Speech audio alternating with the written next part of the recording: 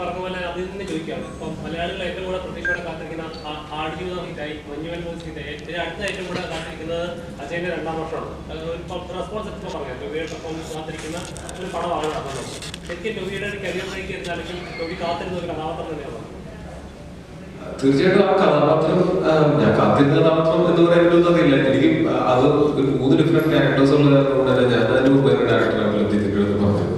അത് ഭയങ്കര പണിയാണ് എനിക്ക്. ഇപ്പോൾ നമ്മൾ വലിയ വലിയ ആളുകളൊക്കെ കമൽഹാസൻ സാറിനെ പോലുള്ള ആളുകളൊക്കെ ചെയ്യുന്നതാണ് 3 വേഷമൊക്കെ ഒരു സിനിമയിൽ തന്നെ. അതൊക്കെ ഞാൻ ചെയ്ത ശരിയാകുമെന്നൊക്കെയാണ് ഞാൻ ആദ്യം ചിന്തിച്ചത്.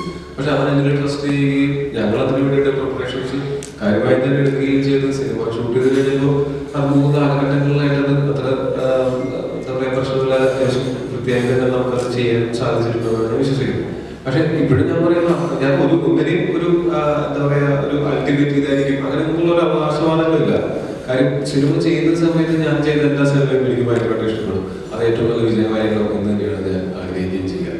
ആ സിനിമ പ്രേക്ഷകരിലേക്ക് എത്തുമ്പോഴാണ് അതിന്റെ നമുക്ക് അതിന്റെ പൂർണ്ണമായിട്ടുള്ള റിസൾട്ട്. ആളുകളാണ് ബേസിക്കലി അങ്ങനെ എന്റർടൈൻ ആവുന്ന പ്രേക്ഷകർ ആളുകൾ കാണുകയും എൻജോയ് ചെയ്യുകയും ചെയ്യുന്ന സമയത്താണ് നമ്മൾ സ്വപ്നം കണ്ടതിന്റെ പൂർണ്ണത സംഭവിക്കുന്നത്. പക്ഷെ തീർച്ചയായിട്ടും അതിനെ ആളുകൾ കാത്തിരിക്കുന്ന സിനിമയ്ക്ക് വേണ്ടി എന്ന് പറയുന്ന സമയത്ത് വലിയ സന്തോഷമുണ്ട്. കാരണം കുറച്ച് പോസ്റ്ററുകളും ഒരേ ഒരു ടീച്ചറും മാത്രമേ ആ സിനിമ പുറത്തു വന്നിട്ടുള്ളൂ. ആളുകൾക്ക് ഇഷ്ടപ്പെട്ടിട്ടുണ്ടെങ്കിൽ സിനിമ ഉറപ്പായിട്ടും ഇഷ്ടപ്പെടും.